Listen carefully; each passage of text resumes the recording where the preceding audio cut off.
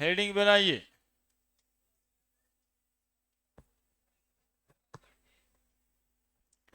Depression in freezing point. हम्म हम्म कह रहा है बच्चा फ्रीजिंग पॉइंट को भी डिप्रेशन होता है।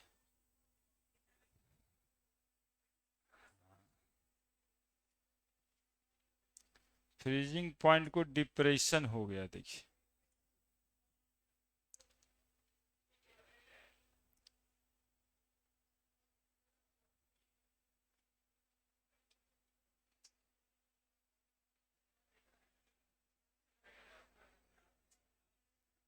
लिखे?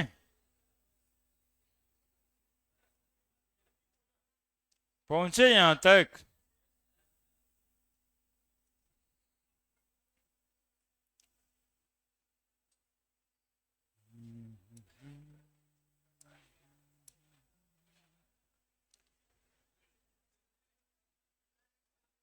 देखिए क्या है टॉपिक,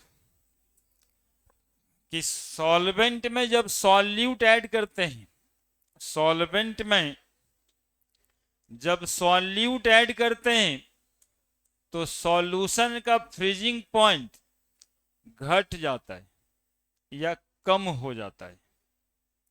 इसको ऐसे भी समझिए कि एक पानी सिर्फ जमने के लिए छोड़ देते हैं तो वो 0 डिग्री सेंटीग्रेड पे जम जाता है, फ्रीज कर जाता है। उसको बंद कीजिए, है ना। फ्रीजिंग पॉइंट पानी का 0 डिग्री सेंटीग्रेड। अब उसमें चीनी डाल देते तो फ्रीजिंग पॉइंट क्या होगा, ये सवाल है। चीनी डाल देते या नमक डाल देते या ग्लूकोज डाल देते, कोई भी सॉल्यूट डाल देते हो तो उसका फ्रीजिंग पॉइंट क्या होगा? तो बोलेगा 0 डिग्री से कम हो जाएगा। यानी -2 डिग्री हो जाए, -4 डिग्री हो जाए, -5 डिग्री हो जाए। जितना सॉल्यूट आप डालिएगा उसके हिसाब से उसके फ्रीजिंग पॉइंट घट जाएंगे। इस फेनोमेनन को कहते हैं डिप्रेशन इन फ्रीजिंग पॉइंट। कितना सा बात सीखा है कि when solute is added to the solvent the freezing point of solution get lowered from the solvent. और जनरल समझने के लिए बताए कि पानी का फ्रीजिंग पॉइंट 0 डिग्री सेंटीग्रेड, और पानी में कोई सॉल्यूट ऐड कर देते हैं, नमक, चीनी, ग्लूकोज, सुक्रोज, कुछ भी, तो जो सॉल्यूशन बना उसका फ्रीजिंग पॉइंट -2, -3, -5, इधर भी कुछ भी। ये डिपेंड करेगा कितना अमाउंट ऑफ सॉल्यूट डाले हैं उस पे, क्या उसमें ऐड किए उस पे नहीं। That is why they called as colligative properties of solution. Clear है? टॉपिक क्लियर हुआ कि क्या पढ़ना है हम लोगों को? Depression in freezing point when solute is added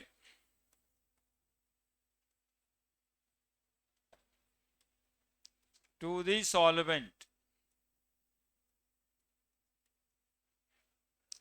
the freezing point of solution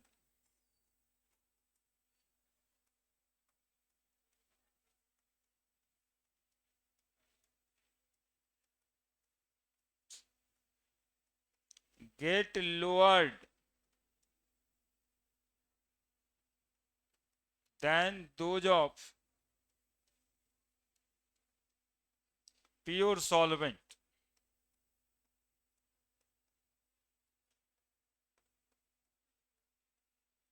Phenomenon called as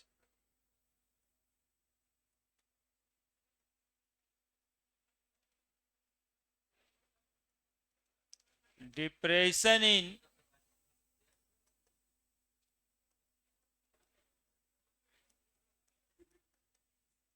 freezing point. Depression in freezing point.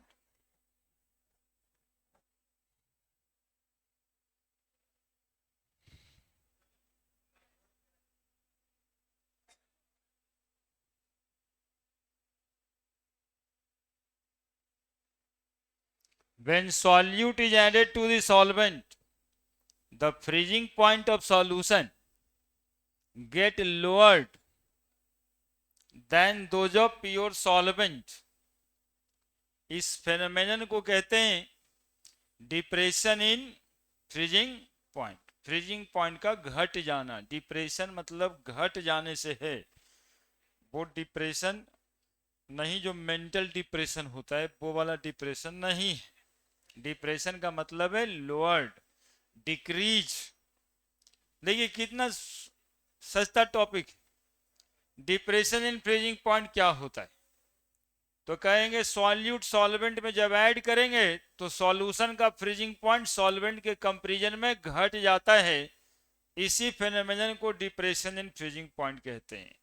बस इतना सही बात है क्या। पिछले दिन था एलिवेशन इन बॉइलिंग पॉइंट, इसमें भी बहुत छोटा सा ही बात था कि when solute is added to the solvent the boiling point of solution get increased from that of solvent. Solvent के कंपैरिजन में सॉल्यूशन का बॉइलिंग पॉइंट बढ़ जाता था।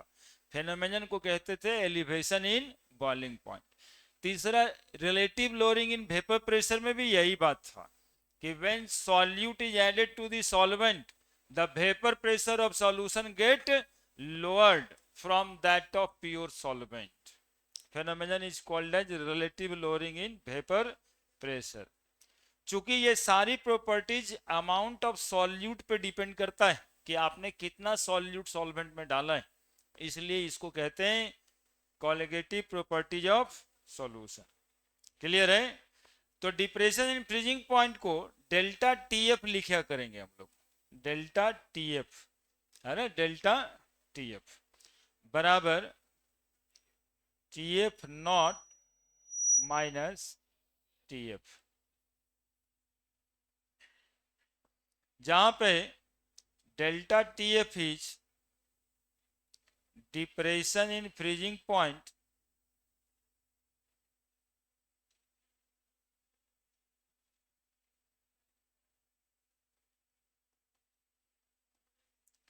TF naught freezing point of solvent, freezing point of solvent, TF freezing point of किसका, solution का, है ना। डेल्टा टीएफ बराबर TF not minus TF. TF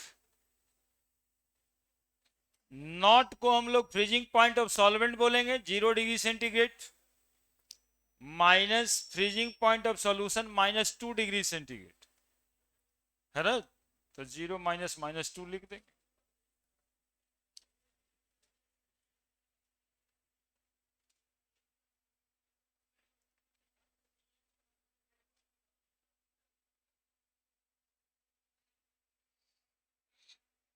बनाइए जल्दी से लिखिए।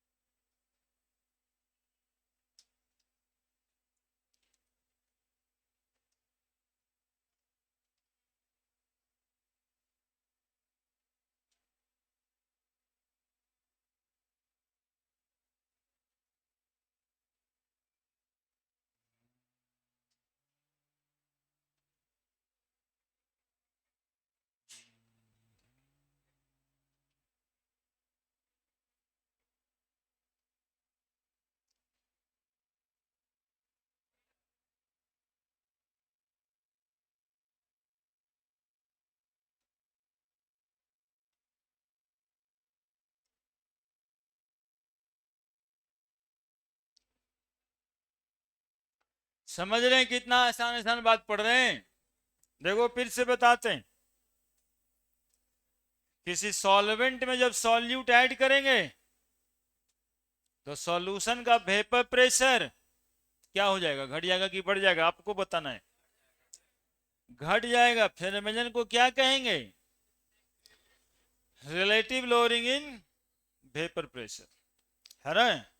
सिंपल सा बात होगा कि पानी है और पानी में हम चीनी डाल दिए या ग्लूकोज डाल दिए तो वेपर प्रेशर क्या होगा, बोलेंगे घट जाएगा, घट जाएगा। फेनोमेनन को कहेंगे लोअरिंग इन वेपर प्रेशर। फिर पूछा जाएगा कि किसी सॉल्वेंट में सॉल्यूट ऐड कर दिए तो उसका बॉइलिंग पॉइंट क्या हो जाएगा, बढ़ जाएगा। 100 ग्राम पानी में 10 ग्राम नमक डाल दिए, है ना, और पूछ रहा है कि बताओ पहले पानी का बॉइलिंग पॉइंट ज्यादा होगा कि 10 ग्राम नमक डालने के बाद बॉइलिंग पॉइंट ज्यादा होगा। तो हम लोग कहेंगे 10 ग्राम नमक डाल दिए तो बॉइलिंग पॉइंट उसका बढ़ जाएगा। फिर पूछा जा रहा है 100 ग्राम पानी है और उसका फ्रीजिंग पॉइंट, और 100 ग्राम पानी में 10 ग्राम नमक डाल दिए तब उसका फ्रीजिंग पॉइंट क्या कहेंगे। जब नमक डाल देंगे तो सॉल्यूशन बन जाएगा तो फ्रीजिंग पॉइंट उसका घट जाएगा, है ना। यदि पानी का 0 डिग्री सेंटीग्रेड होता है तो सॉल्यूशन का फ्रीजिंग पॉइंट -2 -3 डिग्री सेंटीग्रेड हो जाएगा, है ना। बोलेगा -2 के -3, तो बताएंगे ये बात जितना नमक डालेंगे उसी पे डिपेंड करेगा, है ना। और उसी के लिए तो न्यूमेरिकल बनाना होता है कि कितना सॉल्यूट ऐड करने से कितना फ्रीजिंग पॉइंट घटता है। क्लियर है, पहुंच गए यहां तक? आप लोग देखिए जल्दी से। 3 कॉलिगेटिव प्रॉपर्टी सीधा सीधा।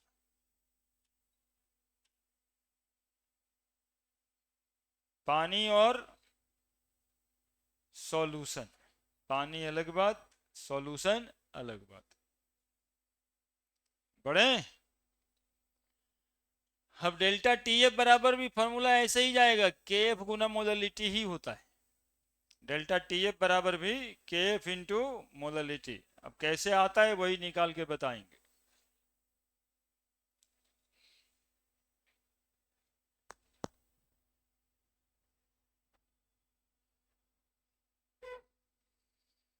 लिखे।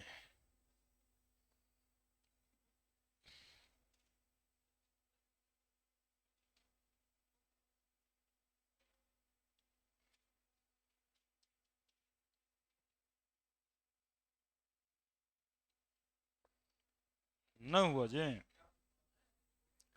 देखो देखो।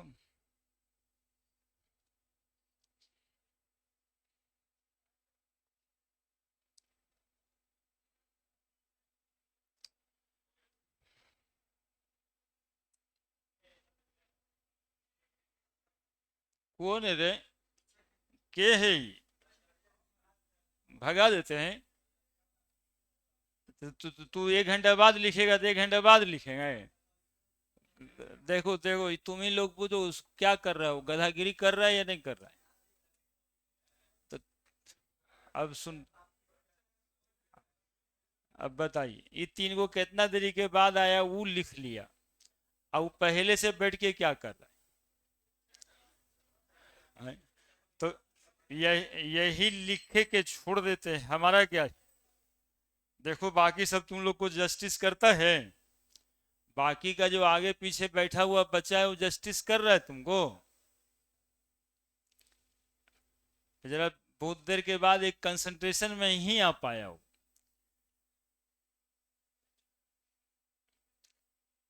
देखो सब कैसे बैठा हुआ है, देखो देखो सब उसी को देखो, वो लिख रहे हैं अभी, देखो सब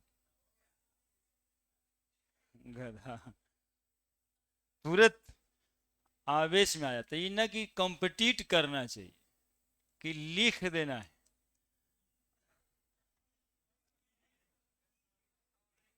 देखिए वेपर प्रेशर और टेम्परेचर, कल भी ग्राफ बनाए थे हम लोग, वेपर प्रेशर और टेम्परेचर के बीच ऐसा ग्राफ आया था। ऊपर वाला ग्राफ किसका था, सॉल्वेंट का, और नीचे वाला ग्राफ सॉल्यूशन का। आज पढ़ना ये कि फ्रीजिंग पॉइंट डिक्रीज कर जाता है, तो फ्रीजिंग पॉइंट डिक्रीज करने की जहां तक बात है, टेम्परेचर देखो यहां है, यहां सॉल्वेंट का temperature this is T F naught, और यहां पर लिखे हैं सॉल्यूशन का temperature this one is T F. यदि ये 5 डिग्री होगा तो ये 2 degree, this is called as delta TF, that is depression in freezing point, है ना। इसीलिए TF नॉट माइनस TF लिखे थे। एक्चुअली में देखो ग्राफ क्या कह रहा है, सॉल्वेंट का वेपर प्रेशर जब इतना है तभी फ्रीज कर जा रहा है, सॉल्यूशन का वेपर प्रेशर इतना तब फ्रीज कर जा रहा है। तो ये टेम्परेचर हुआ सॉल्वेंट का और ये टेम्परेचर हुआ किसका। अब ये वाला जैसे कल भी पढ़ाए थे कि ये कितना ज्यादा होगा या कितना कम होगा, ये डिपेंड करेगा कि उसके वेपर प्रेशर कितना ज्यादा या कितना कम है।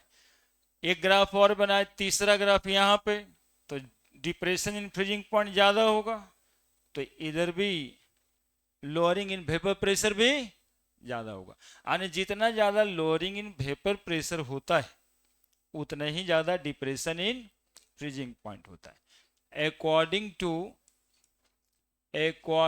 To graph delta TF directly proportional to delta P, और अकॉर्डिंग टू राउल्स आप याद है, Raoult's law, delta P directly proportional to mole fraction of solute, और ये दोनों को बराबर कर करके लिख देंगे delta TF directly proportional to x2, है ना। x2 के बाद आएगा मोललिटी। शुरू कीजिए, बनाइए फट पर, 4 को लाइन बनाना है।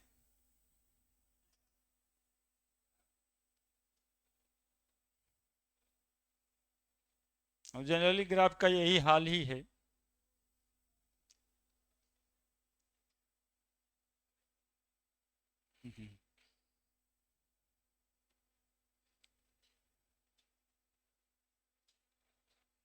ग्राफ पढ़ने का एक सिंपल तरीका है ना। तुम लोग ग्राफ को लाइन समझ लेता है सीधा, एक वैसे बनाए एक वैसे बनाया फिर ऐसे बना दी।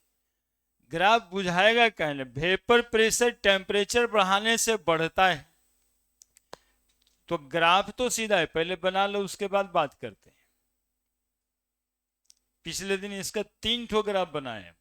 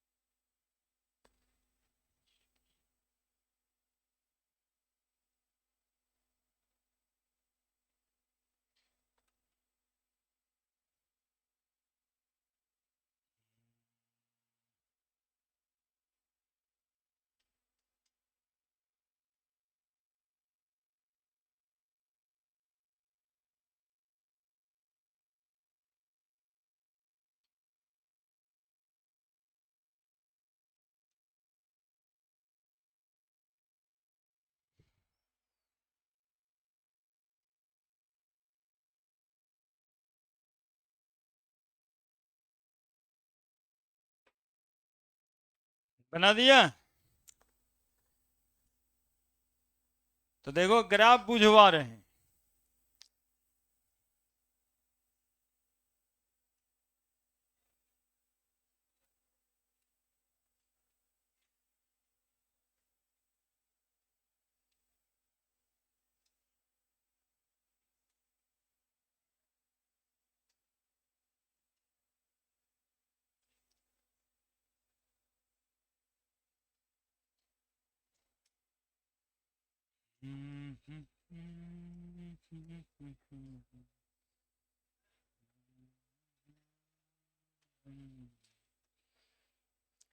वेपर प्रेशर इधर है, टेम्परेचर इधर है,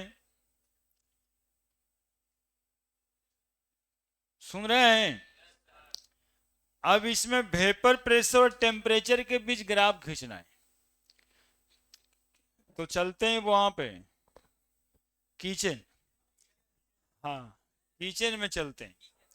टेम्परेचर बढ़ाते जाएंगे और पानी गर्म कर रहे होते हैं। पानी जो गर्म कर रहे हैं उस पर एक ढक्कन ढका हुआ है, छिप्पी कस्तरी थरिया ढक दिए। अब टेम्परेचर नीचे से बढ़ा रहे हैं चूल्हे का, तो बताइए कि वो वेपर जो बन रहा है पानी के ऊपर, वो जो ढक्कन ढके हैं उसको ढकेलने की कोशिश कर रहा होगा आप, और बढ़ा दीजिए तो फिर पानी बन के निकल गया, गिर जाएगा वेपर। तो वेपर प्रेशर क्या दिखाई दे रहा है, बढ़ रहा है टेम्परेचर बढ़ाने से। तो इस बात को ग्राफ से दिखाना है तो क्या ऐसे करके ना दिखा दें, क्या दिखेगा इसमें, टेम्परेचर यहाँ पे है तो वेपर प्रेशर यहाँ पे है, टेम्परेचर बढ़ा दिया तो वेपर प्रेशर भी बढ़ गया। हर हर स्टेज पे तुमको ये दिखाई देगा। यही ग्राफ पर सीखना होता है। अब एक ही में दो ग्राफ बना देते हैं, एक वो सॉल्वेंट का और एक सॉल्यूशन का। इसका कारण ये है कि हम लोग को पढ़ना है कि जब सॉल्वेंट में सॉल्यूट आप ऐड करेंगे तो उसका वेपर प्रेशर क्या होगा, डिक्रीज कर जाएगा, उसका वेपर प्रेशर डिक्रीज कर जाएगा। तो वेपर प्रेशर डिक्रीज कर जाएगा, तो ये यदि सॉल्वेंट का है तो दूसरा ग्राफ इसी ग्राफ में हमको सॉल्यूशन के लिए बनाना है, तो डिक्रीज कर जाएगा तो इसके ऊपर बना दें। तो डिक्रीज करेगा इसका मतलब क्या है, वेपर प्रेशर इससे क्या होगा, कम होगा। तो सेम ही टेम्परेचर देखो मिल रहा है यहां पे, देखो अब सीखो, सेम ही टेम्परेचर मिल रहा है, टेम्परेचर तो सेम ही है ना, ये टेम्परेचर तो यही है। इसी टेम्परेचर पे सॉल्वेंट होगा तो वेपर प्रेशर क्या होगा, ज्यादा, और यदि सॉल्यूशन होगा तो वेपर प्रेशर क्या होगा, कम है। इसीलिए ग्राफ को हम लोग क्लासिफाई कर देते हैं, सवाल भी होता है कि कौन ग्राफ सॉल्वेंट का है और कौन ग्राफ सॉल्यूशन का है ना। तो कैसे पता चला कि कौन सा ग्राफ सॉल्वेंट का और कौन सा ग्राफ सॉल्यूशन का, किसी एक कांस्टेंट टेम्परेचर पे जिसका ग्राफ में वेपर प्रेशर का वैल्यू ज्यादा है, मतलब क्या है वो सॉल्वेंट, और जिसका कम है वो क्या है सॉल्यूशन। तो यही दो ग्राफ सॉल्वेंट का और सॉल्यूशन का। अभी फ्रीज कर रहा है तो हम लोग पढ़े कि सॉल्वेंट में यदि सॉल्यूट ऐड करते हैं तो सॉल्यूशन का फ्रीजिंग पॉइंट डिक्रीज कर जाता है। बस एक पॉइंट यहाँ की फ्रीजिंग पॉइंट और इसका पॉइंट, मतलब इस टेम्परेचर पे ये फ्रीज किया और इस टेम्परेचर पे ये फ्रीज किया, that differences is called as depression in freezing point. Depression in freezing point को कहा गया directly proportional to lowering in vapour pressure. Graph तो बना लिया होगा सब। अब देखो तीसरा ग्राफ यहां पे बनाते हैं इसमें। अब ये जो डिक्रीज कर रहा था वेपर प्रेशर, और ये अब जो तीसरा ग्राफ बनाए उसका वेपर प्रेशर यहां पे, तो और ज्यादा ना डिक्रीज कर गया। तो जितना इधर वेपर प्रेशर डिक्रीज करेगा उतना ही इधर में बॉइलिंग पॉइंट या इधर में फ्रीजिंग पॉइंट क्या होगा, घट जाएगा। तो delta T F directly proportional to delta P, equation 1। और delta P directly proportional to mole fraction of solute, ये राउल्स लॉ का है। तो बताइए फ्रॉम इक्वेशन 1 एंड 2 क्या लिखा जाएगा, क्या लिखेंगे, delta T F directly proportional to x2 आणि depression in freezing point, depression in freezing point of solution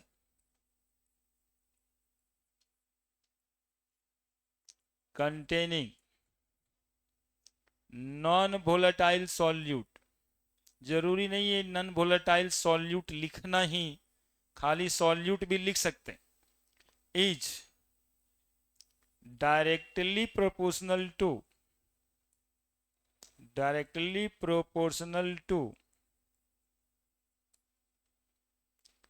मोल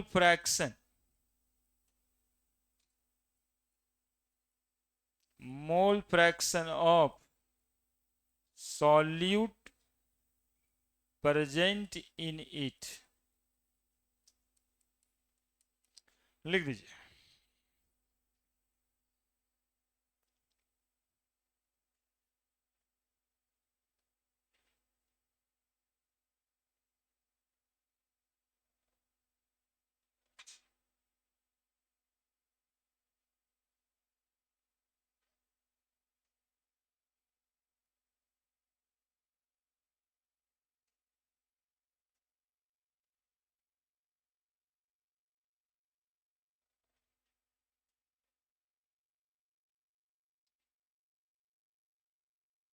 लिखने वगैरह में कोई समस्या नहीं है। आप चाहते हैं तो जैसे ही क्लास ओवर होता है यहाँ शेयर करेंगे, सब आपके मोबाइल पे भी चल जाता है।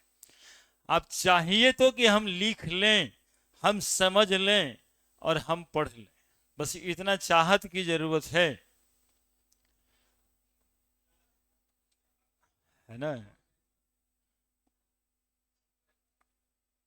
बस इतना ही बात है, और कोई विशेष ना है।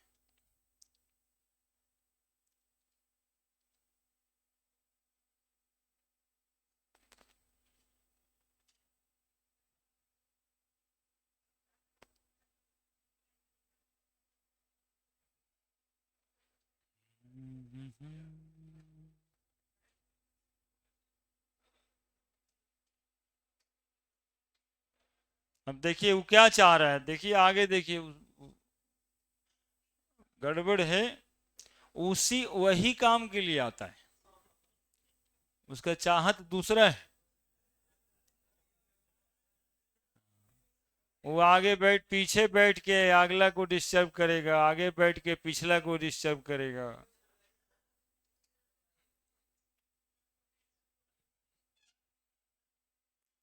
समाज में वैसे वैसे लोग पाए जाते ही जाते हैं।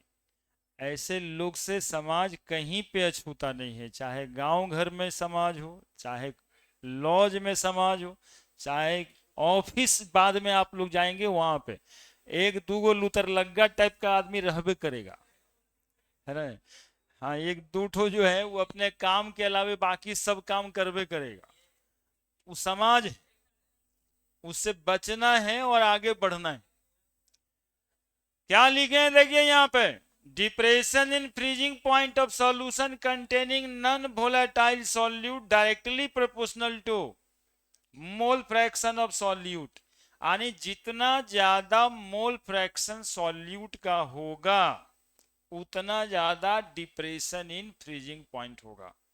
यदि ज्यादा चीनी डाल दिए पानी में तो वो और जल्दी फ्रीज करेगा, है ना। मतलब -5 -6 -7 हो जाएगा उसका फ्रीजिंग पॉइंट, और ज्यादा घट जाएगा फ्रीजिंग पॉइंट।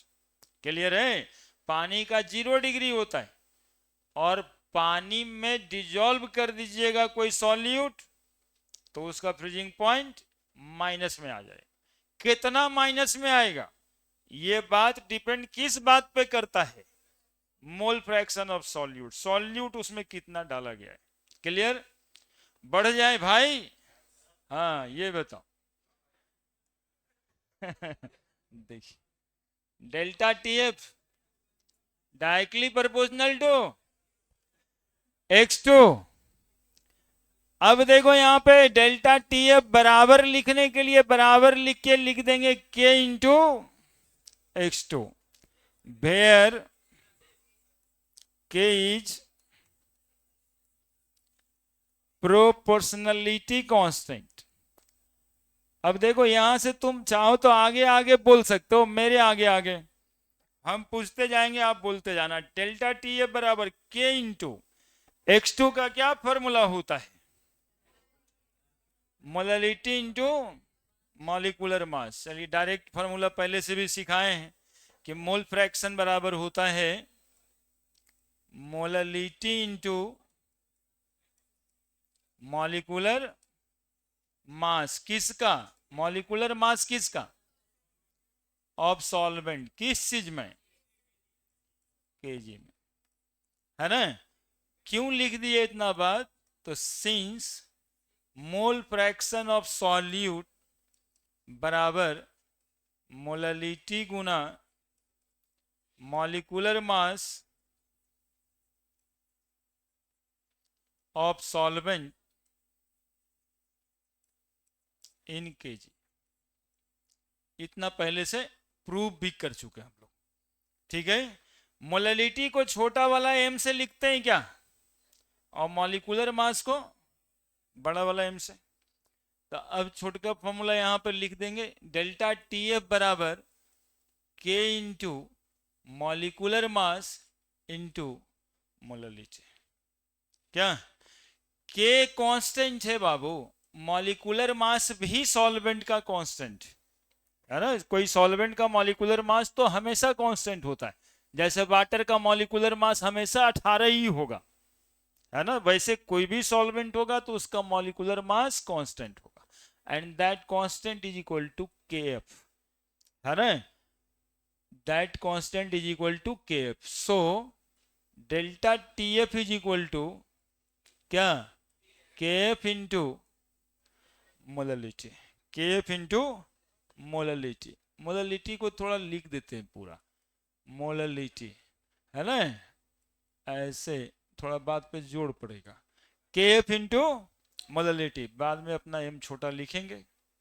वेयर के F is equal to, K F is called as या नोन एज मोलल, बोलो आगे, molal depression, molal depression constant. और दूसरा भी नाम है इसका, अरे वाह, क्रैस्कोपिक कांस्टेंट। लिखिए जल्दी से। अब इस क्रैस्कोपिक कांस्टेंट के बारे में जानेंगे।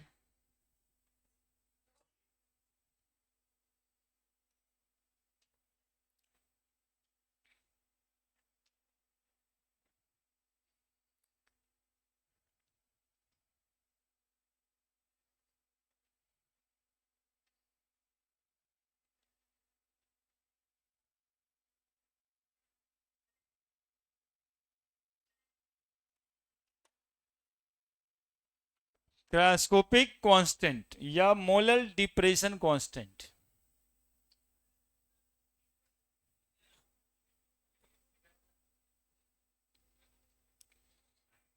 ये X2 को मोल फ्रैक्शन ऑफ सॉल्यूट कहते हैं बच्चा।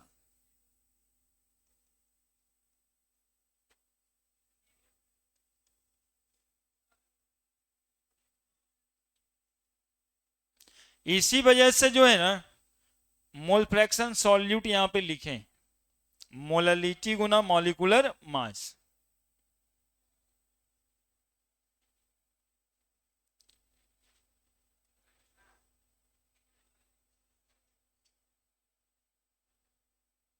बस आगे करो बैग, पीछे करो बैग, और उसके बाद जो है गाली देना, और नीचे जाकर के फिर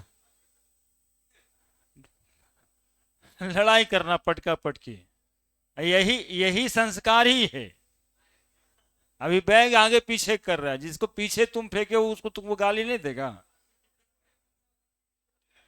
गधा आदमी। अपना हिसाब किताब से रहना चाहिए।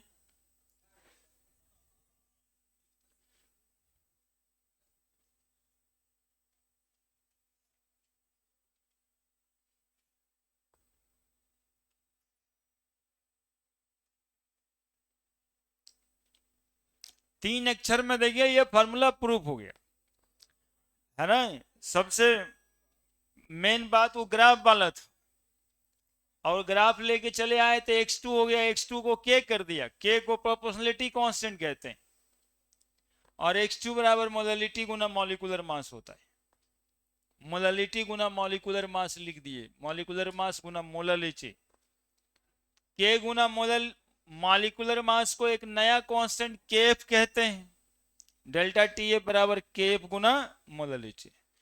केफ का नया नाम है मोलल डिप्रेशन कांस्टेंट या क्रायोस्कोपिक कांस्टेंट। क्रायो का मतलब होता है ठंडा करना, इसीलिए नाम है क्रायो, है ना। क्रायो प्रिजर्वेशन मतलब बहुत कम टेम्परेचर पे किसी चीज को प्रिजर्व करना, क्या कहलाता है, क्रायो प्रिजर्वेशन, है ना। किसी चीज को बहुत ठंडे में, है ना, जैसे देखते नहीं हो कि कोई बॉडीज को 1-2 दिन 4 दिन 5 दिन तक आइस पे रखता है, इसी बात को इंग्लिश में कहो तो कहेंगे बॉडी को क्रायो प्रिजर्व किया गया है। बॉडी को क्रायो प्रिजर्व किया गया मतलब बहुत ठंडे में उसको रखा गया है, वहीं से शब्द आया है क्रायोस्कोपिक कांस्टेंट या फिर मोलल डिप्रेशन कांस्टेंट।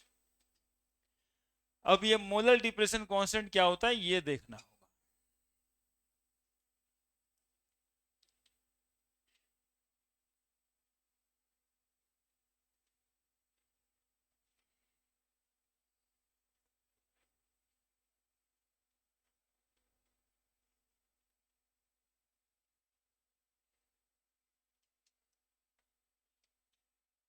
बोलिए, लिख दिए? कहिएगा तभी आगे बढ़ा जाएगा। तो मोलल डिप्रेशन कांस्टेंट क्या होता है?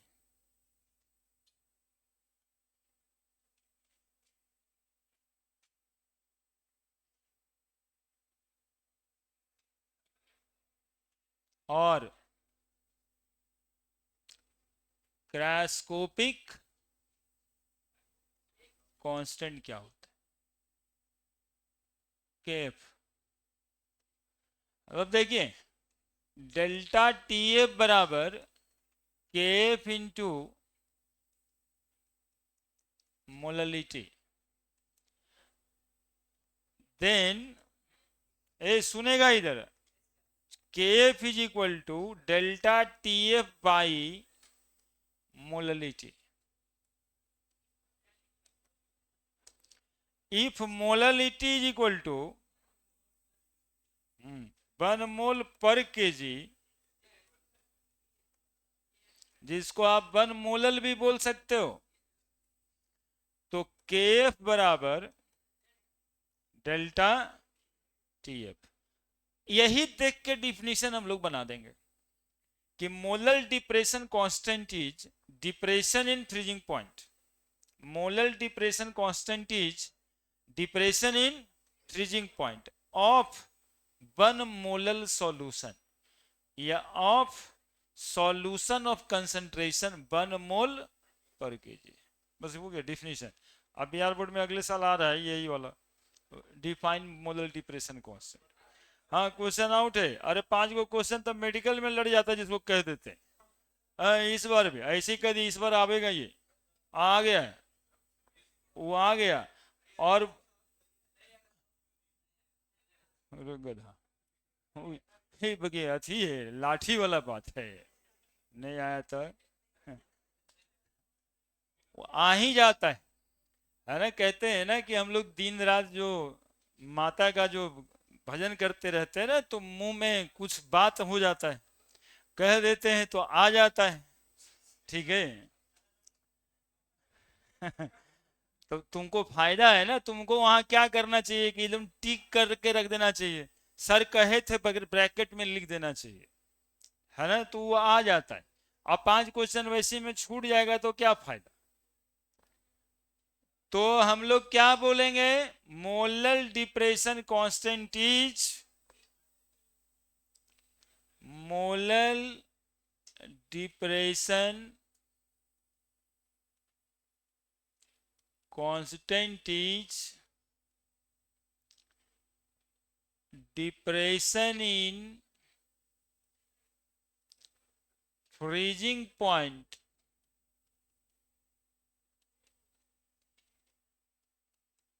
of solution of concentration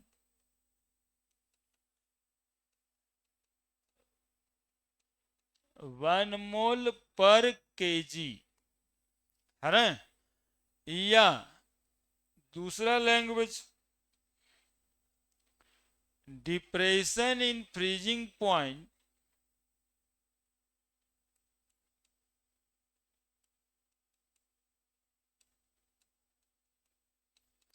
of 1 molar solution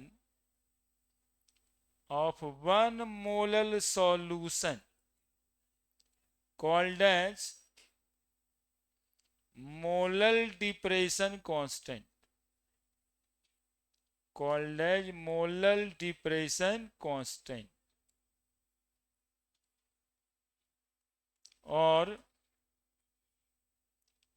cryoscopic constant.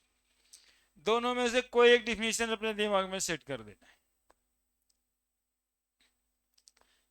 एक बात और बनता है यूनिट का, तो डेल्टा टी एफ केल्विन और मोललिटी मोल पर केजी, तो इसका यूनिट हो जाएगा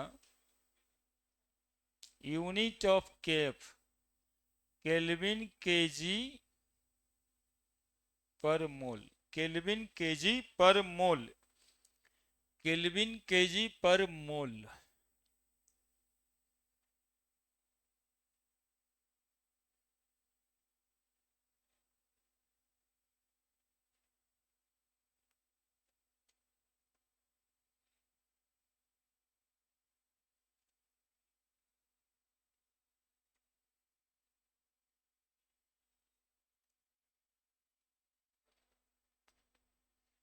आएगा बदमाशी।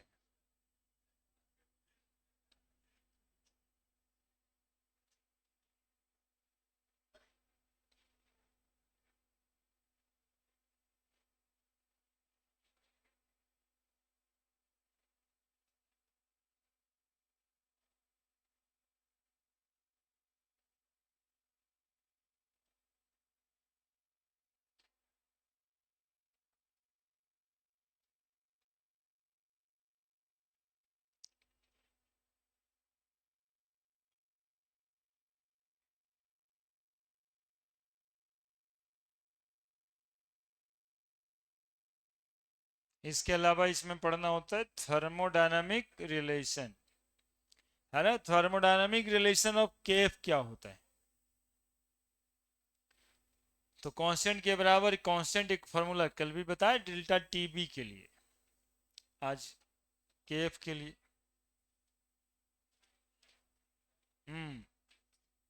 आर टी एफ नॉट हो जाएगा आज, है ना। पिछले दिन टीबी होगा, लिख दिए।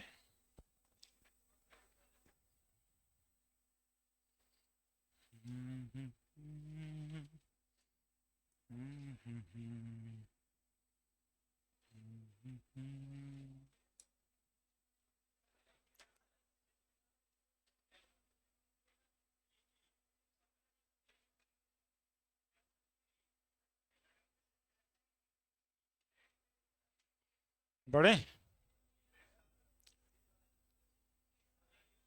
Molar depression constant KF is equal to depression in freezing point of one molar solution. बस इतना आसान तो है, डिफिनेशन ही दिमाग में रख लेना। या ऊपर से पढ़े कि एक मोलर सॉल्यूशन का जो डिप्रेशन इन फ्रीजिंग पॉइंट होगा उसी को मोलर डिप्रेशन कांस्टेंट कहेंगे। देखो कितना मैजिकल तरीका है। हाँ ये मैजिक है ना। एक बार बोल रहे हैं इधर से, molar depression constant is depression in freezing point of one molar solution. क्या ऊपर से बोल रहे हैं वन मोलर सॉल्यूशन का जो डिप्रेशन इन फ्रीजिंग पॉइंट होगा उसी को क्रायोस्कोपिक कांस्टेंट या मोलर डिप्रेशन कांस्टेंट कहेंगे। बड़े now thermodynamic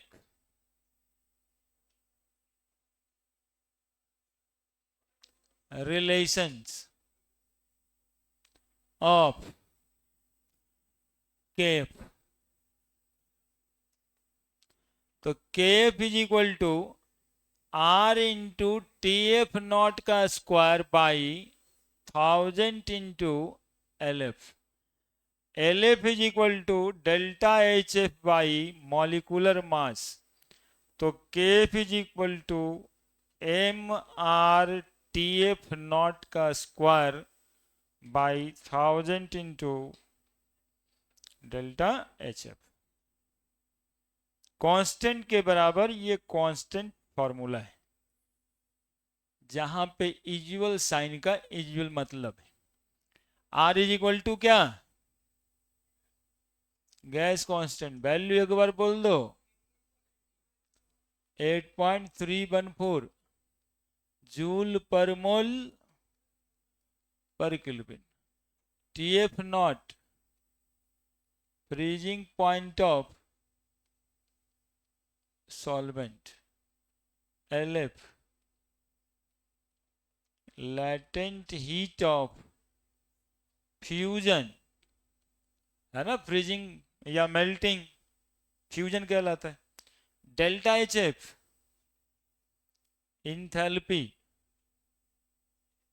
enthalpy of fusion, और कौन चीज रहा, M molecular mass of solvent. और यही मॉलिक्यूलर मास सॉल्वेंट जो केजी में लेना रहता है ना, वही ग्राम में की वजह से 1000 आता है। केएफ तो जान ही रहे हैं। और क्या पता चलता है, और इससे पता चलता है हेंस, और ये भी important, KF directly proportional to TF naught का स्क्वायर। केवी के लिए पूछ चुका है, ये अभी बचा हुआ है ना। हाँ हाँ, इसी तरह से लिखते हैं, K F directly proportional to T F not का स्क्वायर। के वी का पूछ चुका है, के एफ का बचा हुआ है। कॉम्पिटिशन एग्जामिनेशन अगले साल भी होगा, है ना। अब देखो पिछले साल भी इतना बोलते हुए 5 जगह स्पॉट हुए होंगे जहां से क्वेश्चन वही जो बोले थे ना वही आया, चाहे वो आईआईटी का वो मेडिकल का। अब वो वीडियो खोज करके दिखाना होगा सबूत के साथ। ऐसे भी तो सॉल्यूशन का 2-3 क्वेश्चन जो है सबूत देते हैं, देंगे ही। Molar depression constant is directly proportional to, is directly proportional to a square of freezing point of solvent।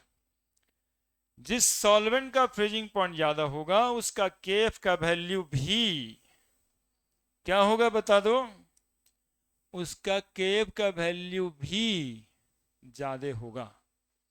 जिस सॉल्वेंट का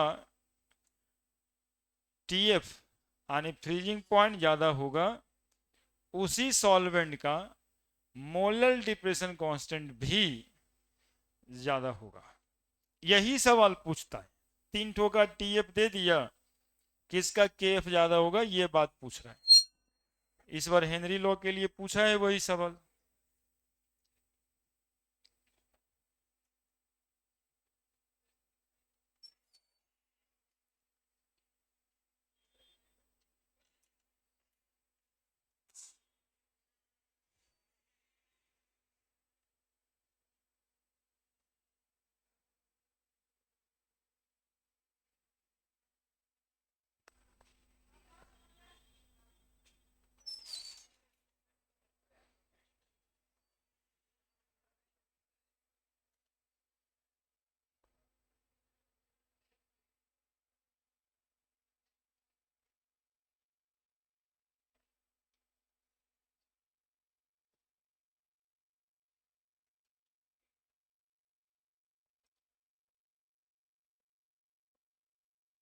लिखा है तुम्हें गाद पेज, लिखा है, जा देखा तो, देख लिया ना।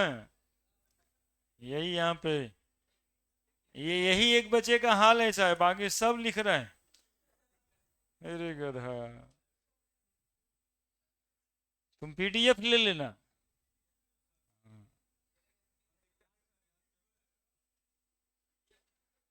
बताओ इतना खराब परफॉर्मेंस है, देखो सब लिखा है बस तुम ही एगो बचल। के टीएफ नॉट के स्क्वायर, जिसका फ्रीजिंग पॉइंट ज्यादा, जिसका फ्रीजिंग पॉइंट ज्यादा उसका केव का वैल्यू भी ज्यादा। जिसका फ्रीजिंग पॉइंट ज्यादा, जिसका फ्रीजिंग पॉइंट ज्यादा उसका केव का वैल्यू भी ज्यादा। बस इतना ही बात। Solvent having, solvent having higher freezing point also has higher cryoscopic constant।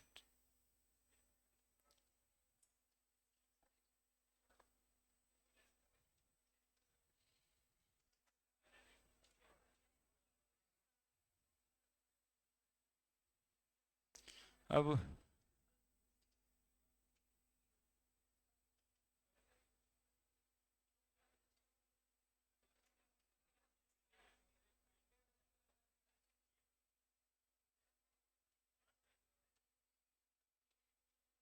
चलिए बड़े रहने देते हैं।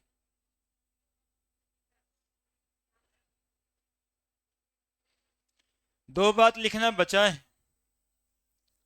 एक बात तो यही, हाँ, कि टेम्परेचर बढ़ाने से केएफ का वैल्यू बढ़ेगा, और दूसरा बात KF is constant at constant temperature, और तीसरा बात KF is specific in nature, है ना। अलग अलग सॉल्वेंट का अलग अलग होगा, इसलिए आपको वैल्यू याद करने की जरूरत नहीं है। जैसे आर, देखिए ये वैल्यू याद रखने की जरूरत है क्योंकि एक ही वैल्यू होता है हर जगह पर, लेकिन के वगैरह का वैल्यू याद रखने की जरूरत नहीं है, वो सवाल में देगा, अलग अलग जगह पे अलग अलग होता है। बोलिएगा तो पढ़ेंगे। Molar depression constant directly proportional to a square of freezing point of solvent. तो cryoscopic constant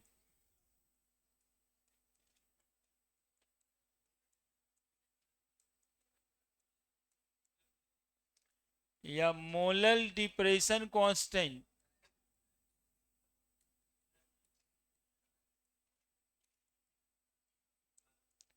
is specific in nature. क्या मतलब होता है इसका? स्पेसिफिक इन नेचर कहने का मतलब होता है different solvent has different value of, that is different solvent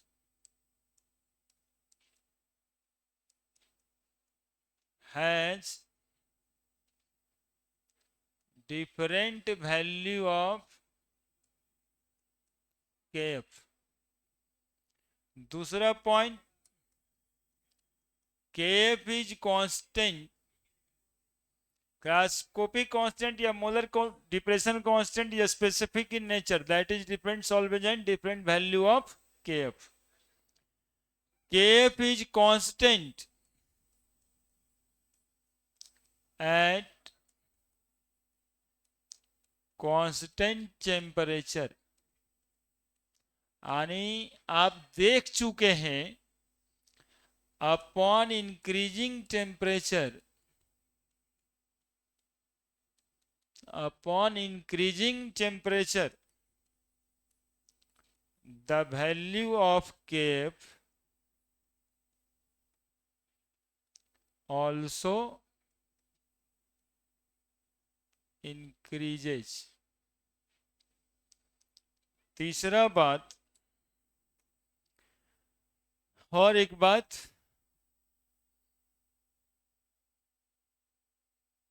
कौन सा एक बात?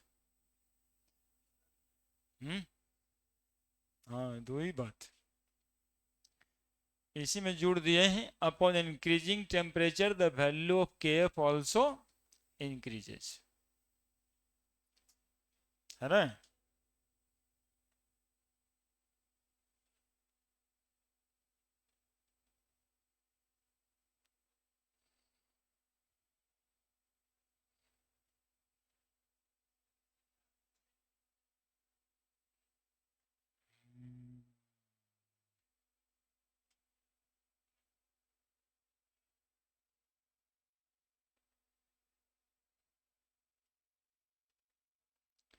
अब लास्ट में क्या करते हैं? Comparison between two solution.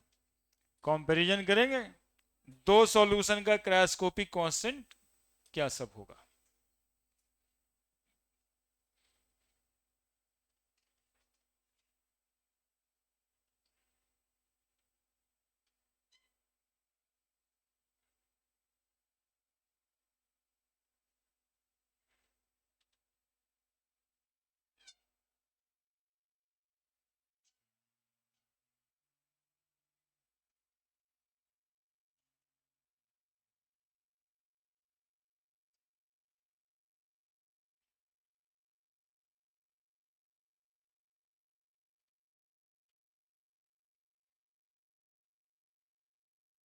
बढ़े?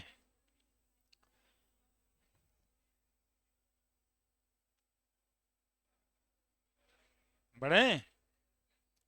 Comparison, comparison of depression in freezing point, depression in freezing point of two solution, let A and B, let solution A and B, उससे क्या लाइन आ जाएगा क्या? Solution A and B, solution A and B आ जाएगा, आ जाएगा शांति। हाँ, शांति के साथ रहिए ना, आ जाएगा।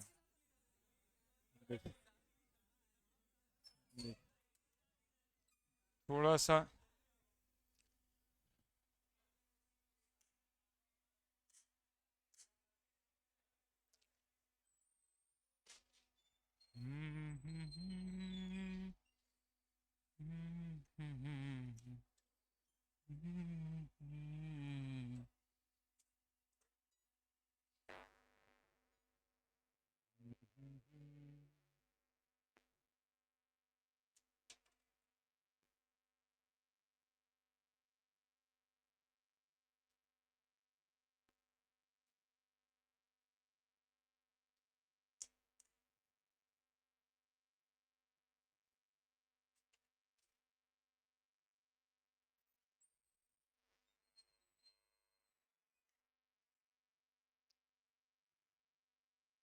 आ गया ना, बस आ ही जाता है।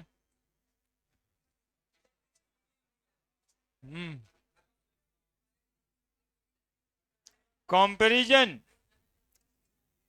comparison of depression and freezing point of two solution, let solution A and B। देखो केफ, शांति रखिए, डेल्टा टी ए बराबर फॉर्मूला क्या पढ़े थे हम लोग? डेल्टा टी ए बराबर केफ इंटू मोलालिटी, तो डेल्टा टी एफ वन बराबर केफ इंटू मोलालिटी वन, और चूंकि सॉल्वेंट सेम रहेगा तो केफ सेम रह सकता है, लेकिन फिलहाल केफ वन लिख देंगे। और दूसरा डेल्टा टी एफ टू बराबर K F two into molality two, है ना?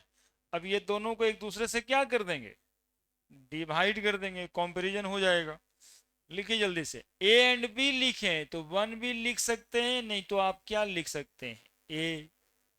ए और टू के जगह पे आप लिख सकते हैं बी।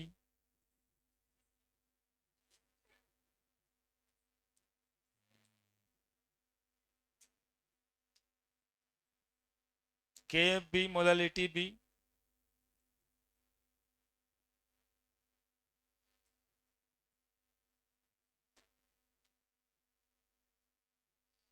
चल ही रहा है।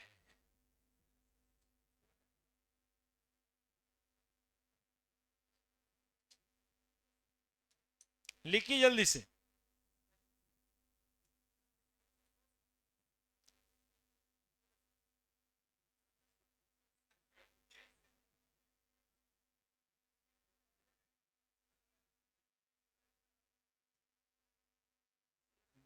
नहीं चलेगा।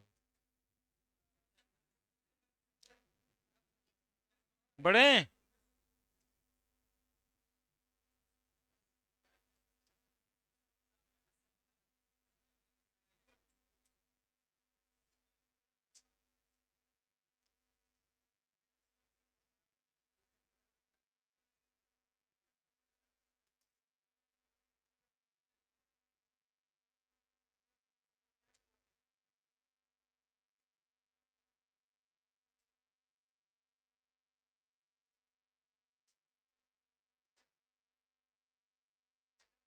बढ़े, देखिएगा, delta T F A by delta T F B बराबर K F A into molality A K F B into molality B. होगा या नहीं होगा? फॉर द सेम सॉल्वेंट, यदि सॉल्वेंट सेम हुआ, एक मिनट यार, के एफ ए बराबर क्या हो जाएगा? K F B. तो delta T F A by delta T F B बराबर मोलरिटी ए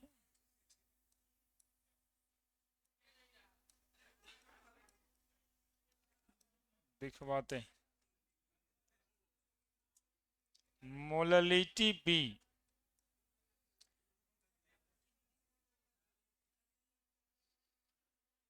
अब delta T F A by delta T F B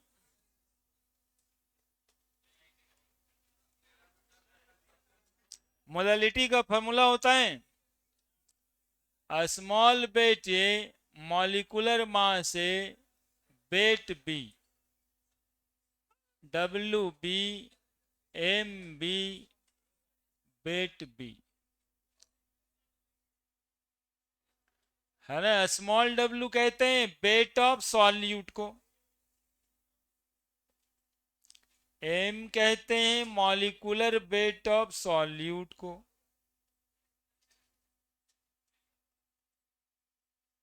और बड़ा वाला डब्ल्यू कहते हैं बेट ऑफ सॉल्वेंट को। ए और बी साथ में मिला हुआ है। अब ए और बी आपको देख लेना है, सॉल्यूट ए का सॉल्यूट बी का इस तरह से लिखा है।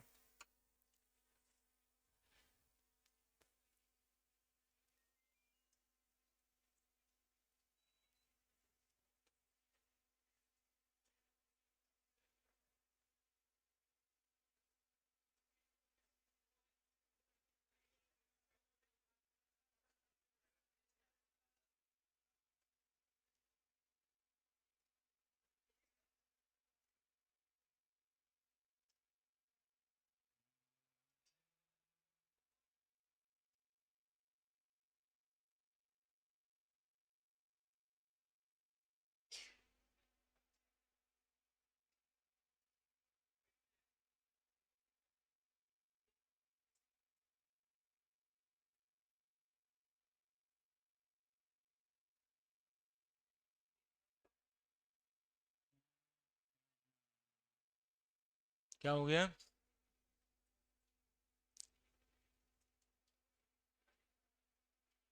गड़बड़ हो गया है।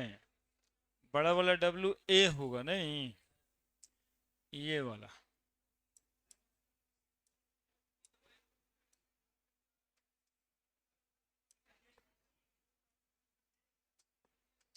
सही है। दो सॉल्यूशन का कंपैरिजन हो गया।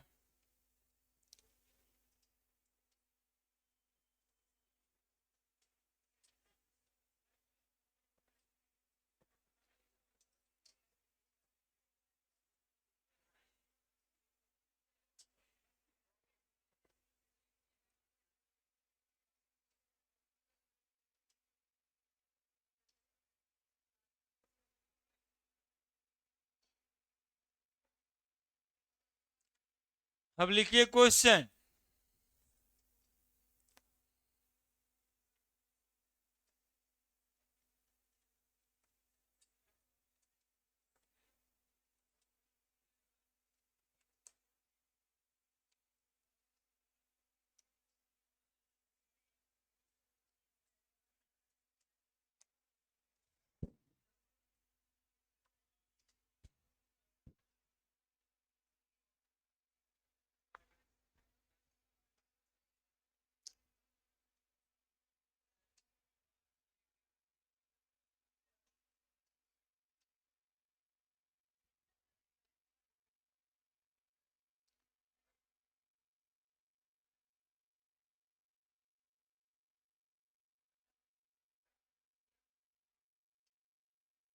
क्वेश्चन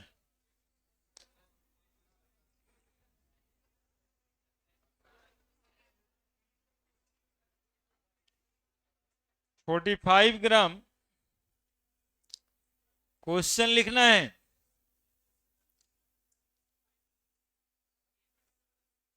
फोर्टी 45 ग्राम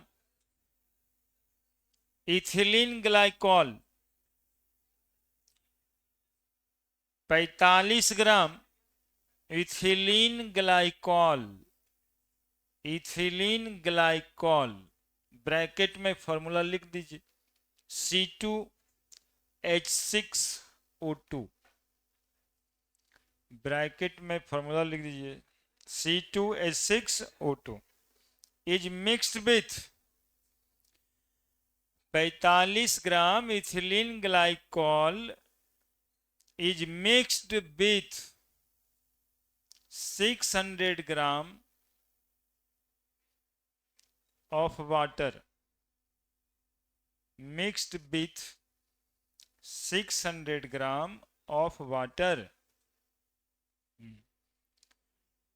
45 ग्राम इथिलीन ग्लाइकॉल जिसका फॉर्मूला था C2H6O2 is mixed with 600 gram of water। Calculate A freezing point depression. Calculate के बाद A और B है तो A में फ्रीजिंग पॉइंट डिप्रेशन और B में the freezing point of the solution, B में the freezing point of the solution.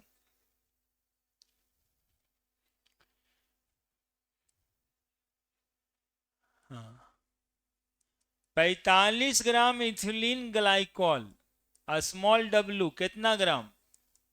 45 ग्राम।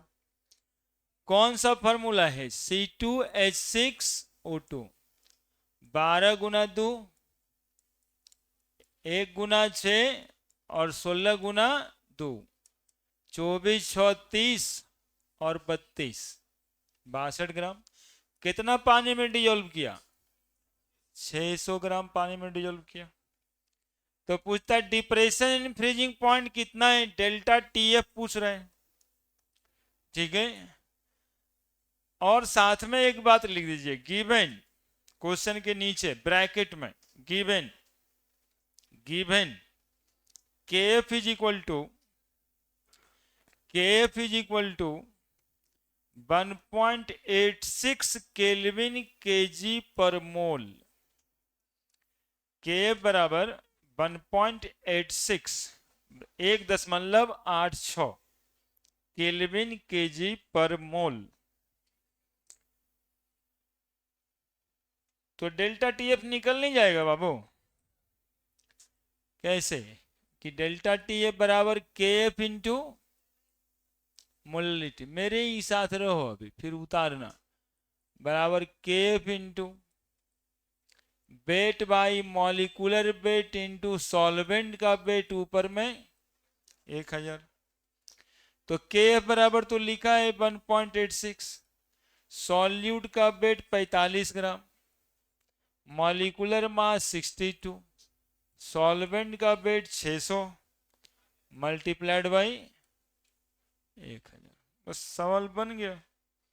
इसी को गुना भाग कर देना है, 0 से 0 2 0 कट गया, 2 3 6 15 तिया 45, नहीं 2 5 10 भी तो 2 5 से कट जाएगा, 2 5 10 यानी 1.86 गुना 15 5 75 बटा 62। क्या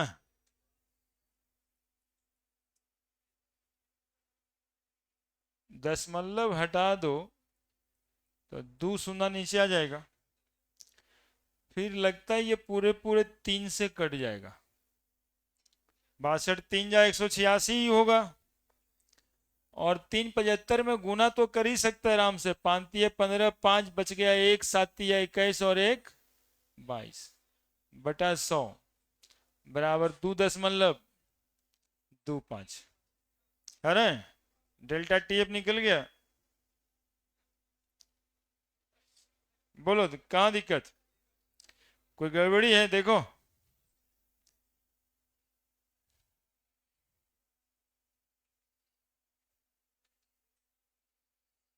पहला बात हो गया depression in freezing point depression निकल गया। अब सॉल्यूशन का फ्रीजिंग पॉइंट निकालना है बी में।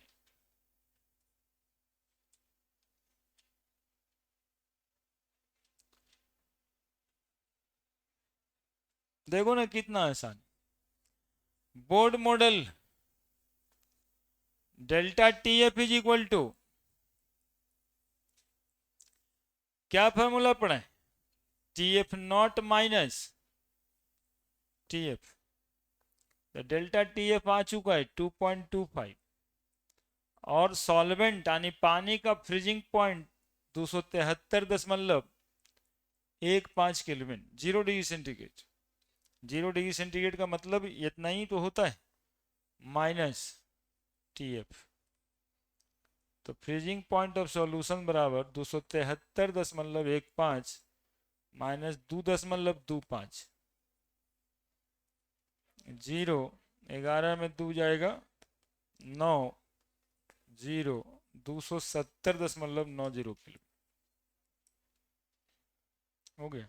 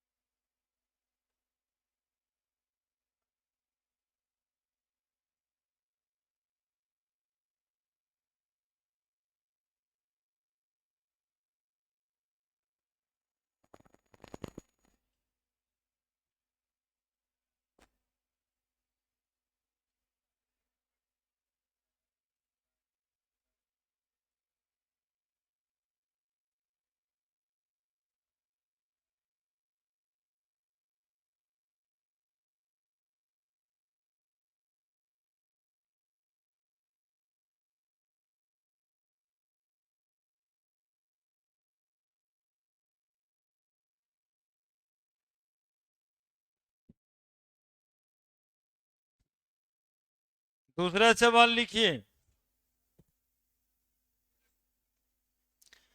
1 ग्राम 1 ग्राम of non-electrolyte 1 gram of non-electrolyte, वैसे ही लिखा हुआ है non electrolyte, solute, non electrolyte solute dissolve in 50 gram benzene, 1 gram of non-electrolyte solute dissolve in 50 gram of benzene, lowered the freezing point, lowered the freezing point of benzene by 0.4 Kelvin,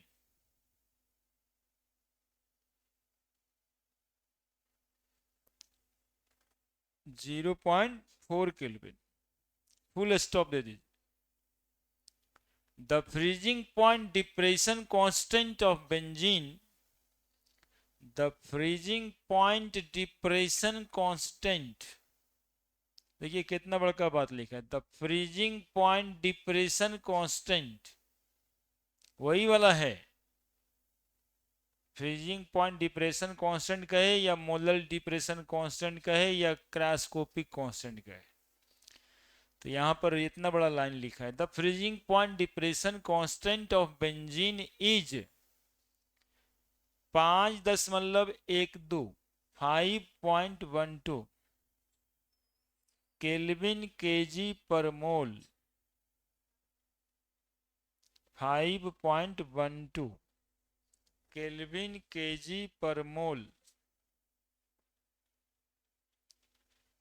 find the molar mass of solute. Find the molar mass of solute. एक बार दोहरा देते हैं, देखिए क्या कह रहा है। 1 ग्राम नॉन इलेक्ट्रोलाइट सॉल्यूट डिजॉल्विंग, देखिएगा अपना चेक कर लीजिएगा सब। 1 gram of non electrolyte solute dissolving 50 gram benzene lowered the freezing point of benzene by 0.4 Kelvin. The freezing point depression constant of benzene is 5.12 Kelvin kg per mole. ठीक है। Find the molar mass of the solute. Find the molar mass of the solute. अब बताना wait क्या है ग्राम, 1 ग्राम। Non electrolyte solute वैसे ही लिखा हुआ है, फिलहाल कोई मतलब नहीं। क्या ग्राम बेंजीन में 50 ग्राम, यानी सॉल्वेंट का वेट है 50 ग्राम। फ्रीजिंग पॉइंट लोवर्ड कितना किया 0.40 केल्विन। केएफ कितना दिया है 5.12 केल्विन केजी पर मोल। तो निकालना क्या है सॉल्वेंट का molecular mass. Very simple, delta T F बराबर के एफ गुना W by M into solvent का वेट ऊपर में 1000, के एफ का value 5.12, weight 1 gram, molecular mass नहीं पता है, सॉल्वेंट का वेट 50 ग्राम। इसी को छोटा एम बड़ा एम जो लिखना है लिख देना। और ऊपर में इतना आसान था जे, एकदम बिहार बोर्ड टाइप है भाई।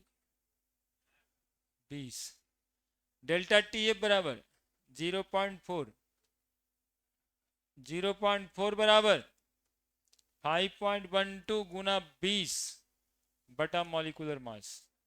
तो मॉलिक्यूलर मास बराबर 5.12 गुना 20 बाय 0.40। पॉइंट से पॉइंट कैंसिल कर देना, 20 दूनी 40, 2 दूनी 4, 1 1, 2 पचे 10, 2 छक 12, 256 ग्राम पर मोल। मॉलिक्यूलर मास का यूनिट है ग्राम पर मोल। 1 मोल के मास को मॉलिक्यूलर मास कहते हैं।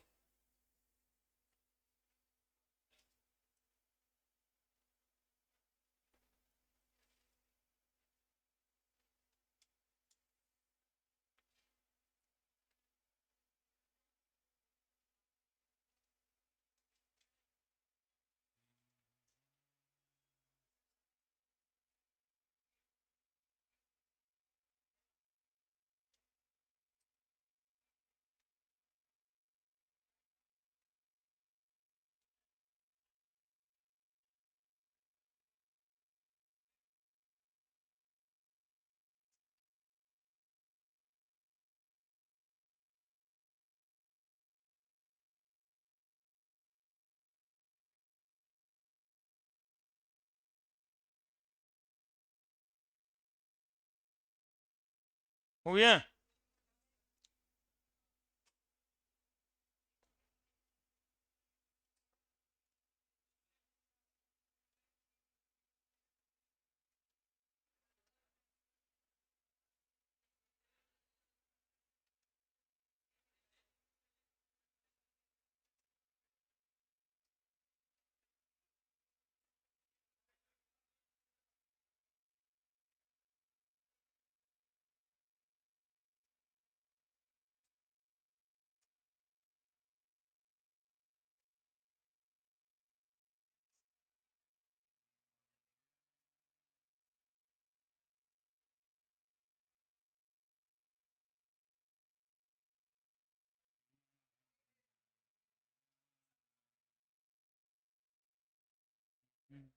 बढ़ रहे हैं।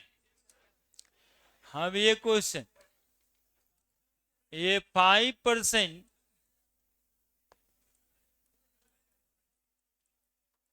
solution by mass of cane sugar in water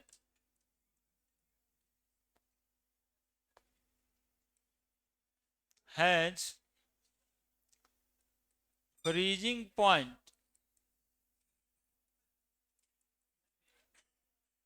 271 Kelvin.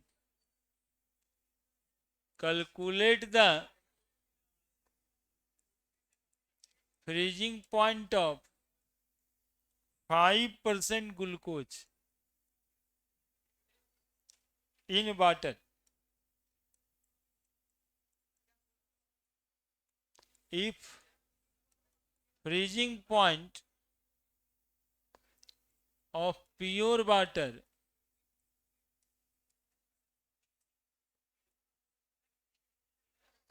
is 273.15 kelvin. देखिए क्वेश्चन लिख दिए, 2.20 है एनसीईआरटी।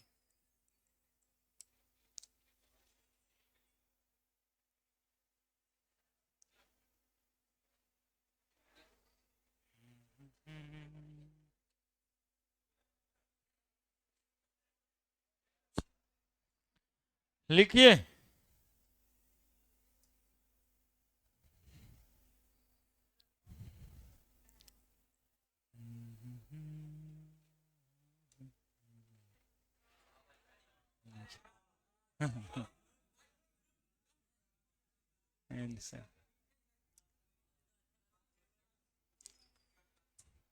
देखिए 5% सॉल्यूशन ऑफ केन शुगर, वही अपना चीनी C12H22O11 केन शुगर, चीनी cane sugar C12H22O11 in water has freezing point 271 Kelvin. Calculate the freezing point of 5% solution of water 5% glucose. अब सॉल्यूट का नेचर बदल दिया है, लेकिन 5% ही है। पहले सुक्रोज डिजोल्व किया था, अब ग्लूकोज डिजोल्व कर दिया। If freezing point of pure water is 273.15 kelvin, कैसे बनेगा? देखिए मेरे साथ, 5% सॉल्यूशन बाय मास कहने का क्या मतलब है? 5% सॉल्यूशन बाय मास कहने का क्या मतलब है? 5% सॉल्यूशन बाय मास, कौन सॉल्यूशन? केन शुगर,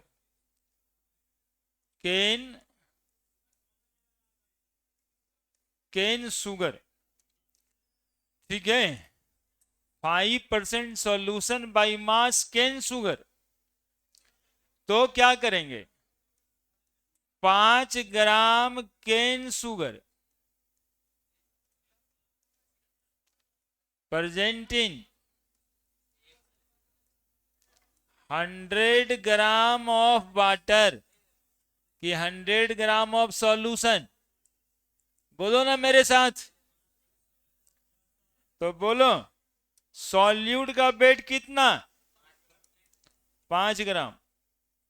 सॉल्वेंट का वेट कितना? 100 माइनस 5, 95 ग्राम। दो इंफॉर्मेशन इससे पता चल जाता है। अब इसमें फ्रीजिंग पॉइंट दिया है सॉल्यूशन का 271 केल्विन, तो डेल्टा टीएफ का फॉर्मूला होता है ना, तो डेल्टा टीएफ बराबर लिख दें क्या सीधा? 273.15 माइनस 271। प्योर वाटर का तो दिया हुआ है, सॉल्वेंट माइनस सॉल्यूशन होता है डेल्टा टीएफ। तो डेल्टा टीएफ कितना बच गया? 2.15 किलो। क्या नहीं दिया हुआ है? तो इसमें केएफ का वैल्यू नहीं दिया हुआ है।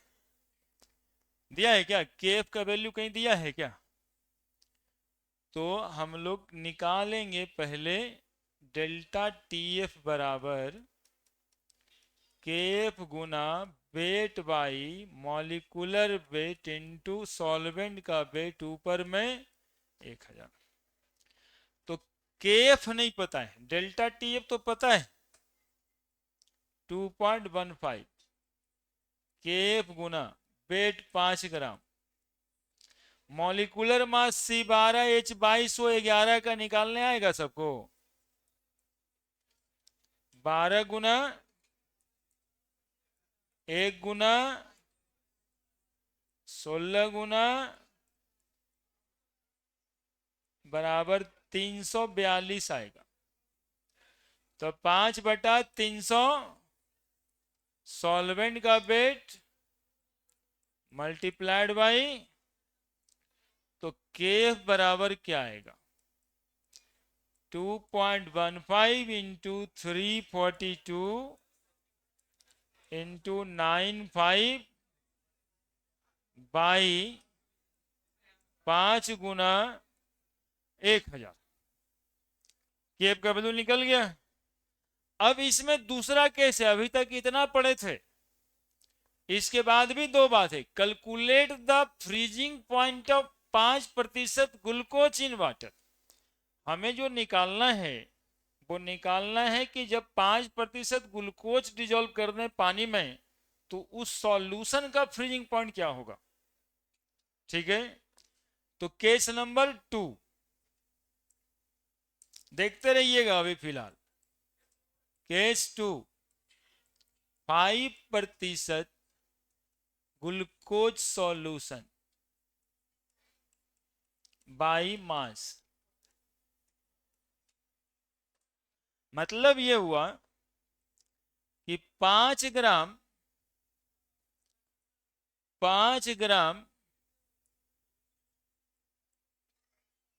ग्लूकोज, वही करते रहो, उसी से काम हो गया। डिजॉल्विंग 100 ग्राम सॉल्यूशन। तो W बराबर क्या आ गया? फिर से 5 ग्राम। सॉल्वेंट का वेट फिर से कितना आ गया? 95 ग्राम। डेल्टा टीएफ इस बार नहीं पता है क्योंकि सॉल्यूशन का फ्रीजिंग पॉइंट ही पूछ रहा है। केएफ का वैल्यू तो आ चुका है, यही वाला केएफ का वैल्यू लगा देंगे। ठीक है, और क्या चाहिए? ग्लूकोज का मॉलिक्यूलर मास।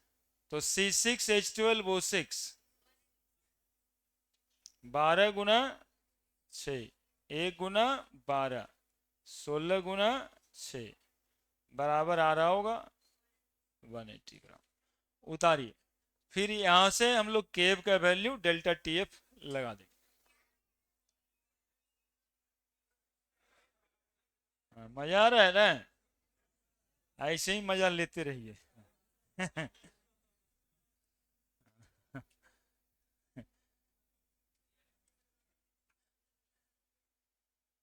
ऐसा मजा लेने के लिए एक जगह बैठने के लिए होना चाहिए ना। तो फीस दिए ही हैं, तो एक जगह बैठा देगा तो फीस दिए ही हैं आप, तो बैठिए और मजा लेते रहिए ऐसे ही।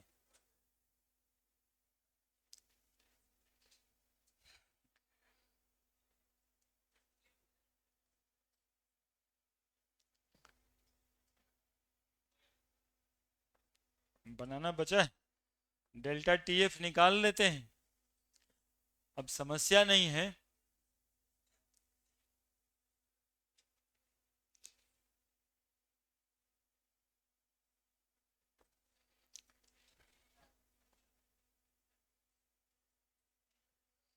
तो डेल्टा टीएफ बराबर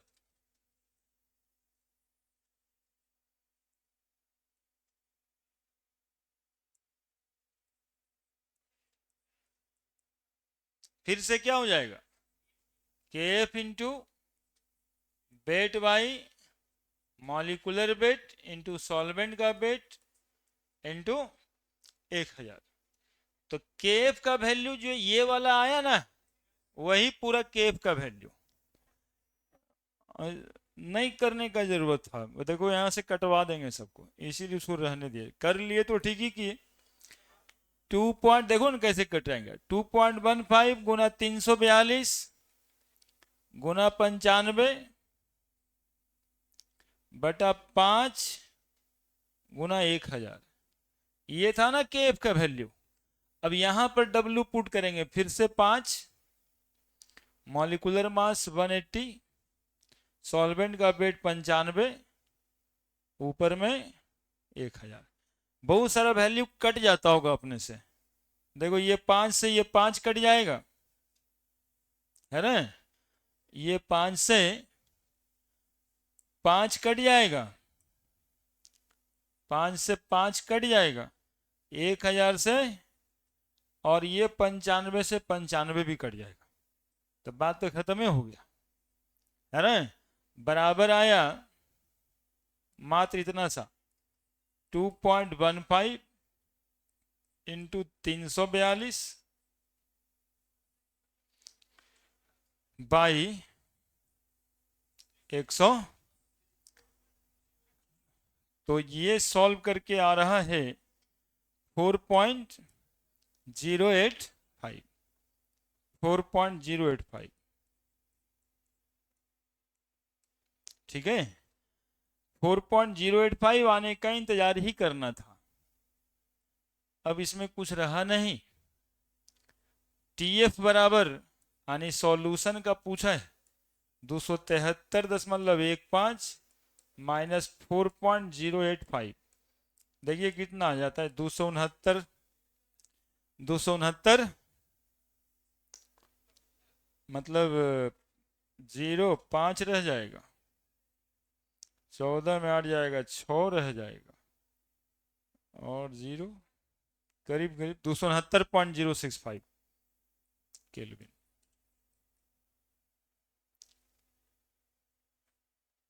ठीक है, और इस सवाल को एक लाइन में भी बना सकते थे,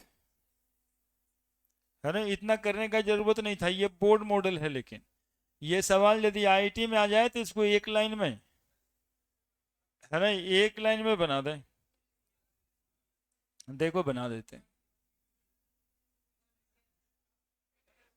दिख जाएगा।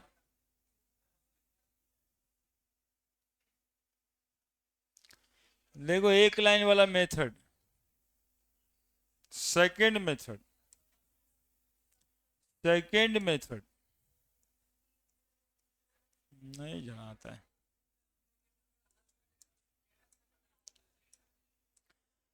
वाइट ही चलेगा या ब्लैक। सेकंड मेथड सुनना से आसानी से, डेल्टा टीएफ लिखते ऊपर में, T F not minus T F by T F not minus T F, comparison of two solution बताए होंगे अभी, बराबर weight A by molecular mass A का गुना वेट ए का, फिर वेट बी का मॉलिकुलर मास बी का, और सॉल्वेंट का वेट।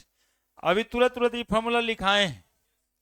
टीएफ नॉट का दिया हुआ है 273.15 माइनस एक ठो सॉल्यूशन का दिया था ना 271, माइनस टीएफ नहीं पता था। ठीक है ना, बोलो ना, बोलते जाओ ना। 271, ठीक है। वेट 5 ग्राम, मॉलिकुलर मास 342, सॉल्वेंट का वेट 95 ग्राम, फिर वेट ऑफ बी, ग्लूकोज का भी 5 ही ग्राम, मॉलिकुलर मास 180 ग्राम, सॉल्वेंट का वेट 95 ग्राम। काम खत्म है। 5 से 5 कैंसिल, 95 से 95 कैंसिल।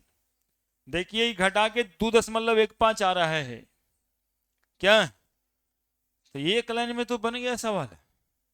बाकी सब देख रहे होंगे 342 180 यही तो बच गया है नहीं क्या? टीएफ नीचे। यानी ये सवाल मात्र एक लाइन में बना, वो एक लाइन है ये, उतना बड़ा था, वो एक लाइन में बना ये। अब कुछ नहीं करना था, ऊपर में 2.15 लिख देना है, नीचे 273.15 माइनस टीएफ रखना है, बराबर सीधा देखो 180/342 तो आ गया है क्या? 273.15 माइनस टीएफ बराबर 342 गुना 2.15 बटा 180, यही ना है, बराबर 4.085। टीएफ बराबर 273.15 माइनस 4.085 बराबर 269.065 है शायद, वो देख लेना गुना करके। बस यही बन गया सवाल, बात खत्म।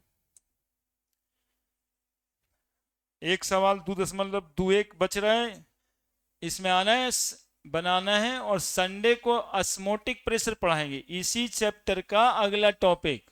संडे को भी 9 से 11, संडे को भी, सुनो ना सब, संडे को भी 9 से 11, संडे को भी, सुन लिया सब, संडे को भी 9 से 11 है ना। इसका अगला टॉपिक ऑस्मोटिक प्रेशर, न्यूमेरिकल सोच के छोड़ना मत क्लास। अगला इसके बाद वाला टॉपिक है चौथा क्वालिटेटिव प्रॉपर्टी, क्योंकि न्यूमेरिकल तो रहा नहीं है, ऑस्मोटिक प्रेशर बताएंगे। ठीक है फिर।